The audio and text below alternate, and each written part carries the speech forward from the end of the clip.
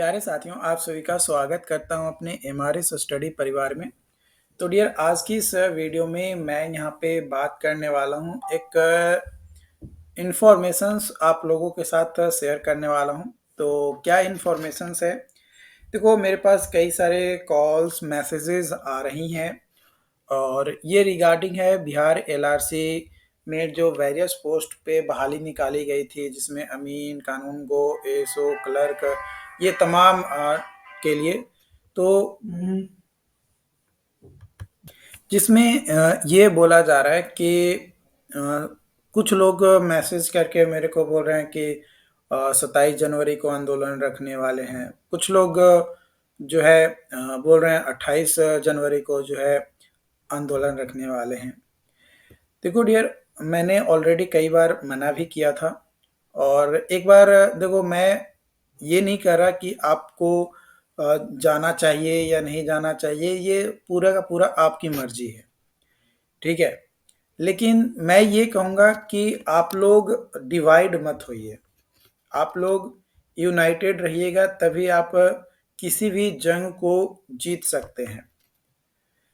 मैं यहाँ पे देख रहा हूँ कई सारे लोग दो गुट में बँट रहे हैं, तो वो चीज़ ना करें तो आपके लिए बेहतर होगा। और आपके जैसे जितने भी लोग वेटिंग लिस्ट का इंतज़ार कर रहे हैं, उनके लिए भी ये चीज़ें जो है उतनी ही इम्पोर्टेंट है। तो देखो, जैसा कि मेरे को अपडेट मिला है ना, मैंने कई सारे लोगों से बात भी किया। अपडेट ये मिला है कि जो मेरिट लिस्ट है, जो वेटिंग लिस्ट है, 50% वेटिंग लिस्ट, वो डिपार्टमेंट अपने पास रखेगी। 50% जो वेटिंग लिस्ट है वो एक बार में जारी नहीं किया जाएगा। वो हो सकता है कि अलग अलग इंस्टॉलमेंट के तौर पे निकाला जाए, और ये जो इंस्टॉलमेंट है वो डिपेंड करेगा कि कितने सीट्स खाली हैं। अभी जो सीटें खाली हैं वो, जो जब आपको पता है कि जब ज्वाइनिंग लेटर पहला मेरिट लिस्ट के अनुसार दिया गया था, तो उसमें जितने भी सीट खाली थे, जितने लोग ज्वाइन नहीं किए गए थे, उसको लेकर जो है मेरिट लिस्ट ऑलरेडी तैयार हो चुका है ना। ऑलरेडी मान के चलो कि 1 महीना से पहले ही तैयार हो चुका था, लेकिन उसका कोई कंफर्मेशन अभी तक नहीं आया है, ठीक है। इसका एक तरीके से इसको पॉजिटिव तौर पे आप ले सकते हैं कि ये इंतज़ार क्यों हो रहा है। ये इंतज़ार इसलिए हो रहा है कि बीटीएससी का जैसे ही ज्वाइनिंग हो जाए, है ना, तो अभी सभी लोग नो ऑब्जेक्शन सर्टिफिकेट प्राप्त किए हैं, है ना। नो ऑब्जेक्शन सर्टिफिकेट वो प्राप्त किए हैं, जॉब को अभी रिज़ाइन नहीं किए हैं, है ना। वो जितने भी नो ऑब्जेक्शन सर्टिफिकेट लिए हैं, सभी लोग रिज़ाइन नहीं किए हैं, अभी सिर्फ एनओसी प्राप्त किए हैं कि भाई मेरा इस डिपार्टमेंट में हो चुका है, मुझे एनओसी चाहिए फॉर डॉक्यूमेंट वेरिफिकेशन। जब तक कि उनको ज्वाइनिंग लेटर नहीं मिल जाता, तब तक वो रिज़ाइन नहीं करेंगे।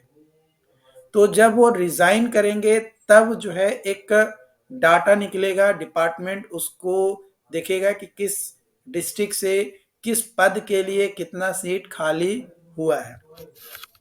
उसके हिसाब से एक और वेटिंग लिस्ट जो है आपका जारी किया जाएगा, जो कि बोला जा रहा है कि थर्ड मेरिट लिस्ट होगा, ठीक है। लेकिन कई बार गुमराह करने के लिए बोला तो बहुत चीज जाता है, लेकिन होता कुछ नहीं है। तो 28 जनवरी को आपका जो है समीक्षात्मक एक मीटिंग होने वाली है, बैठक होने वाली है। उसमें कई सारे पहलुओं को देखा जाएगा, समझा जाएगा, गौर किया जाएगा, और मानकर चलिए कि जितने भी नो ऑब्जेक्शन सर्टिफिकेट प्राप्त किया गया है या रिलीज किया गया है एलआरसी डिपार्टमेंट की तरफ से अलग अलग डिस्ट्रिक्ट के द्वारा, तो 99% केसेस में वो सभी लोग रिजाइन करेंगे ही, क्योंकि उनका डॉक्यूमेंट वेरिफिकेशन है। कुछ ही लोग होंगे जो मे बी हो सकता है कि ज्वाइन ना करें, कुछ इश्यूज हो जाए या कोई और दिक्कत हो सकता है। तो आपको अगर आंदोलन करना है, आपको लगता है कि 50% वेटिंग लिस्ट में कुछ लोचा हो रही है, कुछ दिक्कतें आ रही हैं, तो यूनाइट होकर करिए, एक साथ मिलकर रहिए। जैसे ही आप दो भाग में बटिएगा, डिपार्टमेंट के पास आपको दबाने के लिए एक मौका मिल जाएगा। आपको पता है कि फर्स्ट मेरिट लिस्ट जारी करने के बाद लगभग 6 महीना प्लस हो चुका है, लेकिन फिर भी अभी तक कोई ज़्यादा अपडेट आपको नहीं मिल पाया है। बस ये कंफर्मेशन हो चुका है कि आएगा।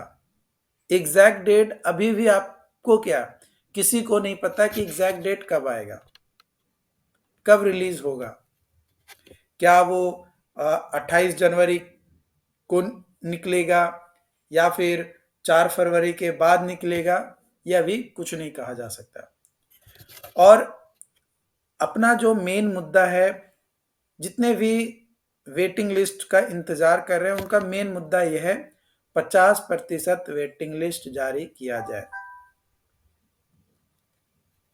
है ना। 50% वेटिंग लिस्ट, उस लिस्ट के हिसाब से ज्वाइनिंग होगा। तो यहाँ पे जो डिपार्टमेंट का कहना है, डिपार्टमेंट का साफ ये कहना है कि जो 50% वेटिंग लिस्ट है उसका लिस्टिंग सिर्फ और सिर्फ डिपार्टमेंट के पास होगा, कोई भी इंडिविजुअल पर्सन के पास वो लिस्ट नहीं मिलेगा। और जैसे ही सीट खाली होगा उसके हिसाब से ज्वाइन करवाया जाएगा। और ये चीज़ें कई सारे डिपार्टमेंट के द्वारा किया जाता है। आप रेलवे में भी देख सकते हो, 50 उसमें भी वेटिंग लिस्ट रहता है, तो वेटिंग लिस्ट का कोई लिस्टिंग नहीं जारी किया जाता है कि हाँ इतने लोग वेटिंग लिस्ट में हैं। तो ज्वाइनिंग आपका धीरे धीरे सभी को करवाया जाता है कि इस वेटिंग लिस्ट में, waiting list number 1, waiting list number 2, 3, merit list 4, इस तरीके से रिलीज किया जाता है रेलवे की तरफ से भी। तो हो सकता है कि उस तौर पे काम करे, लेकिन इस चीज की स्पष्टता अभी पूरी तरीके से नहीं है, बस ये बातें निकल कर आ रही है, इस तरीके की चीजें हो रही है। तो अगर आपको एलआरसी ऑफिस में पहुंचना है या बीसीसी बोर्ड ऑफिस पहुंचना भी है, तो मैं कहूँगा कि आप 28 जनवरी के बाद का डेट फिक्स करें, तो आपके लिए ज़्यादा बेटर रहेगा। हाँ, अगर आपको लगता है कि नहीं मुझे 27 तारीख को जाना चाहिए, तो जो लोग पटना में हैं, है ना, जो लोग पटना में हैं वे लोग जाकर बात करिए, मिलिए। किसी को ऐसा नहीं है कि आपको मार के भगा दिया जाएगा, आप कोई वहाँ पे अपराध करने नहीं जा रहे हैं, अपनी बस बात कहेंगे, वहाँ से बात को सुनेंगे और जो भी वहाँ से रिस्पॉन्स आएगा उसके बिहाफ पे आगे का रणनीति आप बनाइए। अगर आपको लगता है कि कुछ गड़बड़ हो रहा है, कुछ ऐसा कि जो कि नहीं होना चाहिए, तो पहले एक बार जाकर बात करिए। लेकिन मैं कहूँगा 28 जनवरी के बाद का अगर आप डेट फिक्स करते हैं तो आपके लिए ज़्यादा बेटर होगा, क्योंकि समीक्षात्मक जो बैठक होने वाली है उसमें कहीं ना कहीं एलआरसी पे जो भी सीटें खाली हैं उसको लेकर बात होगा। और जैसे ही वो बात होगा तो जो सेकेंड मेरिट लिस्ट लोग बोल रहे हैं कई सारे ग्रुप्स में, मेरे को कई सारे पर्सनल मैसेज भी आए हैं इसको लेकर, वीडियोस में भी कमेंट आ रहे हैं, तो वो चीज़ें जो है आपका यहाँ पे ख़त्म हो जाएगा। तो सबसे पहले आपको स्पष्ट होना है और एकजुट होकर रहना है। आपको 2, 3, 4, 5 भाग में बंटने की ज़रूरत नहीं है।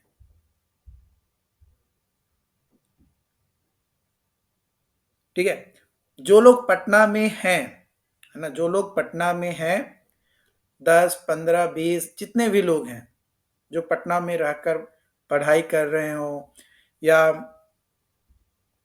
पटना के ही वो प्रॉपर रहने वाले हों, तो वे लोग LRC office, BCC board office जाइए, एक बार बात करिए। कुछ लोगों ने मेरे को कॉल मैसेज भी किया था, कुछ लोगों का कहना है कि मैंने बात किया है और उसके बिहाफ पे रखा जा रहा है आंदोलन। तो मैं सिंपल सजेशन यही कहूँगा कि आप 28 जनवरी के बाद का डेट फिक्स करिए, तो जो भी क्लियर कट डिसीजंस है वो आपके सामने आ जाएगा। कई सारे लोग इस चीज़ से डर रहे हैं कि अगर सिर्फ 50% वेटिंग लिस्ट ना देकर अगर सेकेंड मेरिट लिस्ट देता है तो फिर तो 50% वेटिंग लिस्ट कभी नहीं आ पाएगा, या आएगा भी तो उसमें तो स्टूडेंट कम होंगे, तो फिर कैसे लोग जाएंगे। देखो, जो भी सीटें हैं जैसे जैसे खाली होगा वैसे वैसे ही ज्वाइन करवाया जाएगा। अगर आपका 50% वेटिंग लिस्ट जारी कर भी दिया जाता है तो भी वो 1 बाय 1 ही ज्वाइनिंग होगा। हाँ, यहाँ पे ये एक चीज़ गड़बड़ है कि भाई किसको किस लिस्ट में शामिल किया गया ये आपको पता नहीं चलेगा। मतलब पारदर्शी तरीके से ये वेटिंग लिस्ट नहीं हो पाएगा अगर सेकेंड, थर्ड, फोर्थ आता है तब। लेकिन जब एक ही बार पूरा 50% वेटिंग लिस्ट आएगा तो सभी को पारदर्शिता होगा कि हाँ, हमारा इतना नंबर पोजीशन पे है। अभी जो है मान कर चलो कि 1000 लोगों को ज्वाइन करवा रहा है, तो हमारा अगला बार अगर 500 लोगों को ज्वाइन करवाएगा तो हमारा उसमें नंबर आ सकता है। आप ये आइडिया लगा सकते हो, लेकिन उसमें टाइम तो लगेगा। कुछ लोग बोल रहे हैं कि रोस्टर बनाया जाएगा उसके बाद जो भी सीटें खाली होंगी उसका। देखो, रोस्टर बनाया जाएगा वो बात ठीक है, लेकिन वो रोस्टर कब बनाया जाएगा ये भी जानना जरूरी है। तो अपने को दबाव डालना पड़ेगा, लेकिन ये दबाव 28 जनवरी के बाद बनाएंगे तो वो ज़्यादा इफ़ेक्टिव होगा, क्योंकि उस मीटिंग में ऑलरेडी ये बातें उठने वाली है, क्योंकि कई सारे लोग इस जनवरी महीने में एनओसी प्राप्त किए हैं।